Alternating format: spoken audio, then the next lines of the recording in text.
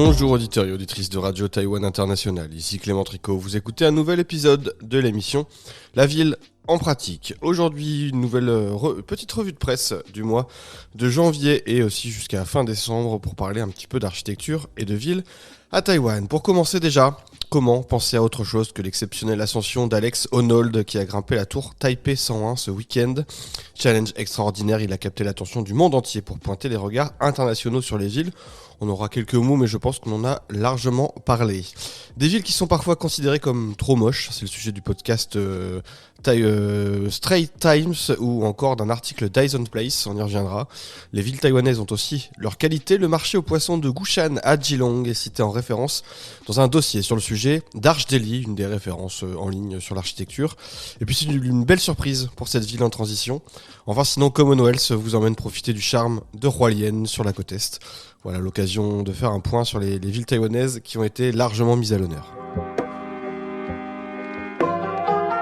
On va commencer tout de suite et voilà pour l'évoquer, la fabuleuse ascension d'Alex Honnold qui a mis en lumière ne serait-ce que les villes dont Taipei, la capitale taïwanaise, mais donc et surtout cette superbe et sublime tour Taipei 101. Alors j'aurais pu vous faire un décryptage de l'architecture de la Taipei 101, mais je pense que on l'a beaucoup fait dans l'émission ou encore dans l'ancienne émission La Pierre de la Semaine que vous retrouvez toujours sur le site internet de Radio Taïwan International. Donc je vous invite largement à aller voir ça.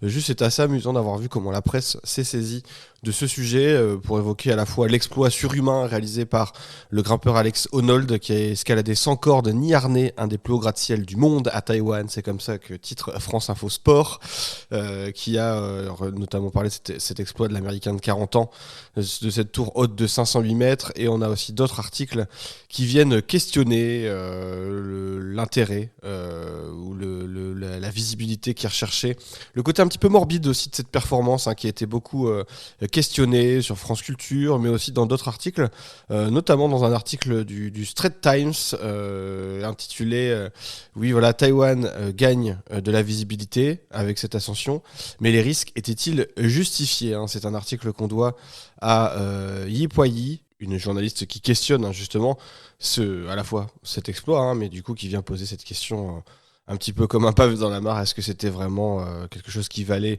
le coup? La moindre erreur aurait probablement été fatale et traumatisante, non seulement pour sa femme, c'est ce qu'il avait déclaré, mais aussi pour toutes les autres personnes qui observaient sur place avec attention. Assister à la mort d'un homme en direct depuis Taipei aurait été quelque chose d'extrêmement traumatisant pour tout le public. Et même si Netflix avait un décalage de quelques secondes, eh bien, on aurait pu imaginer le scandale international que cela aurait provoqué de voir cette personne tomber, pas en direct, mais au moins comprendre que le direct se serait coupé pour un accident gravissime. Donc voilà, ça questionne ça. Et puis, voilà, ça a presque oublié que Alain Robert, surnommé l'homme araignée français, avait aussi, lui, gravi avec succès l'édifice il y a quelques années, c'était en 2004, sauf qu'il avait, bien évidemment des cordes, mais on avait bien compris que cet édifice était faisable, que c'était faisable de réussir à monter la Taipei 101. Donc voilà, il y avait aussi un côté déjà fait, déjà vu, mais qui a un peu été mis de côté, un petit peu été oublié pour saluer l'exploit, puisqu'effectivement, c'est un exploit, il faut savoir le reconnaître aussi. Alors, cette journaliste, elle a participé à un podcast qui s'appelle Le problème architectural, de Taïwan, le débat sur les grilles de fenêtres métalliques. C'est un podcast de Asian Insider qui invite cette journaliste qui vient donc nous parler des grilles de fenêtres métalliques conçues pour protéger les habitations des cambrioleurs. Mais qui servent aussi, à chaque fois je le rappelle, c'est souvent oublié que ça sert aussi pendant les typhons pour éviter que les choses s'envolent. Et bien considéré comme une nuisance visuelle, Taïwan connu sous une Formose pour la beauté le nom donné par les Portugais, et bien ces villes, les architectes taïwanais ont pourtant tendance à déplorer la présence de ces grilles métalliques rouillées souvent, très souvent, c'est vrai qu'elles sont souvent un petit peu moches, et qui sillonnent les fenêtres des villes. Et donc voilà, dans ce podcast, ils viennent discuter d'un phénomène qui vient soulever un débat plus large sur le rythme de la rénovation urbaine à Taïwan et sur un défi auquel de nombreuses villes asiatiques sont confrontées. Alors c'est intéressant d'avoir un point de vue d'une journaliste qui n'est pas forcément experte de ce sujet, mais qui en tout cas a un regard, puisqu'elle travaille sur place à Taïwan dans le cadre de ses reportages. Et donc qui vient mettre en avant, qui vient revenir un petit peu sur l'histoire de ces grilles et de cette ville moche, hein, comme c'est un petit peu appelé. Je trouve ça juste un petit peu dommage que dans un podcast de 15-20 minutes, il n'y ait pas une seule fois des architectes cités, ne serait-ce qu'en images. On a assez peu d'éléments visuels. C'est un podcast qui s'écoute, alors que c'est sur YouTube, ça aurait été bien d'avoir quelques images. Mais en tout cas, c'est intéressant, ça a le mérite d'exister. Et puis, c'est en anglais, donc c'est accessible aux anglophones qui ont peut-être un niveau de mandarin qui ne permet pas de suivre un podcast comme celui-ci. Autre sujet de Ison's Place, ce fameux média en ligne avec beaucoup d'auteurs bénévoles, qui est très très chouette à suivre, mais là c'est en mandarin, et qui a titré un article Des ruelles auberges, 5 idées pour rendre les rues plus humaines et plus agréables à parcourir à pied. Voilà, c'est intéressant de voir qu'il y a eu cette grosse réflexion.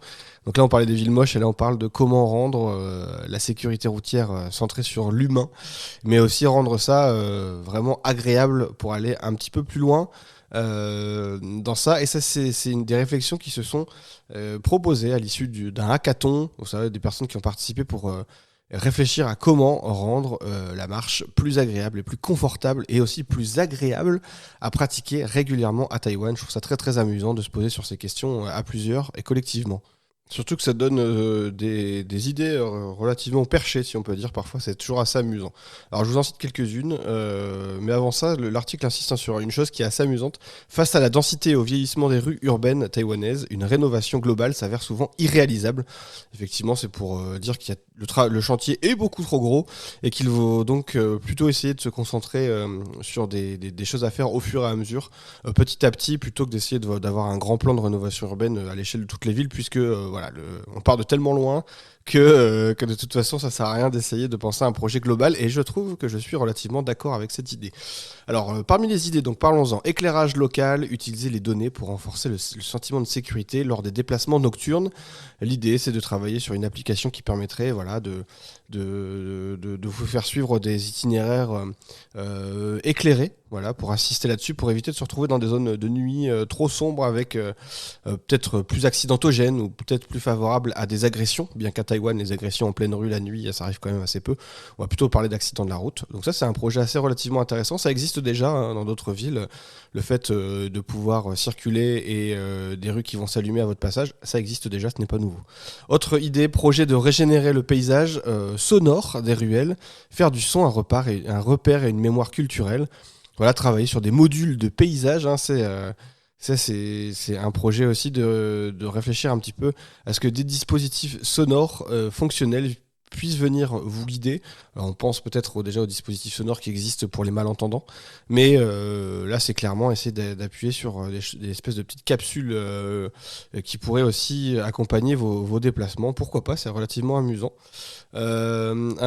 Sélectionner des données pour franchir intelligemment les berges et transformer la possibilité de marcher sur la berge en un problème calculable, puisqu'effectivement, il y a certains espaces publics le long des grandes berges de ces grandes villes taïwanaises avec les cours d'eau qui sont très très larges. Eh bien, c'est parfois un obstacle insurmontable. Il faut soit aménager un grand coup, soit laisser tomber et laisser la nature gérer comme elle peut. Et donc ça, c'est pas trop mal, mais du coup, il y a des réflexions sur comment on va se saisir de ces berges au sein des villes aussi, pour en faire un point de passage et non pas un point de balade. Voilà, c'est des choses qui sont un petit peu mises en avant dans cet article. C'est très amusant, je vous invite à le lire. On va revenir aussi sur un dossier qui a été réalisé par Archdeli sur les marchés aux poissons, qui jouent un rôle unique dans la relation entre la ville et la mer, cités comme des agoras portuaires de l'Antiquité jusqu'aux grands bâtiments couverts du 19e siècle.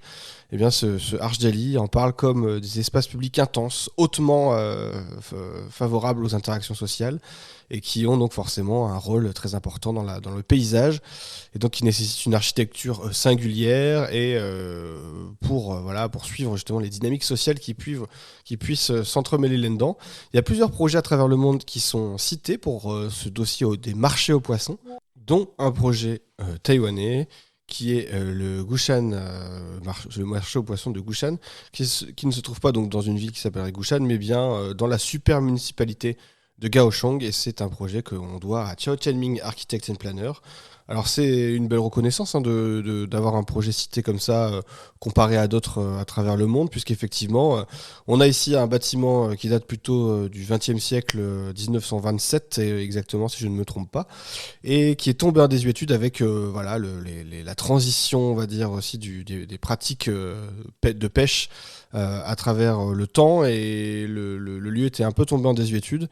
Et on est là, ça a été rénové, remis à neuf, des bâtiments trop vétustes ont été détruits, d'autres rénovés avec des grandes baies vitrées sublimes, réaménager les intérieurs et puis surtout les espaces publics aux abords, de manière à permettre une balade, des belles photos, etc. Puis surtout une ville, des vues superbes sur la superbe municipalité de Kaohsiung aux alentours, cette ville portuaire, voire et qui se transforme. Hein. Et donc ça fait un peu la boucle avec tout le thème de l'émission depuis le départ, avec ces différentes architectures et ces villes qui se transforment à travers le temps à Taïwan. Voilà, donc ça c'était intéressant de vous en parler. Je vous ai mis l'article pour aller voir les très très belles images de ce marché aux poissons. Ça se passe sur le RTI français. On continue très rapidement avec un article de Commonwealth qui vous invite à aller découvrir la côte est de Hualien, un voyage à travers Hualien, mais pas n'importe où, au cœur du pays indigène, aborigène de Uli. Alors vous allez manger là-bas de magnifiques nouilles, les ulimiennes qui sont sublimes. Vous allez pouvoir profiter de sentiers à couper le souffle et découvrir aussi toute une culture traditionnelle aborigène dans le village de Uli. Et comme nous arrivons au terme de cette émission, eh bien je vais vous laisser le suspense d'aller découvrir tout ça par vous-même. C'était Clément Tricot, vous écoutiez La Ville en pratique. Moi je vous dis à bientôt pour d'autres émissions. Portez-vous bien.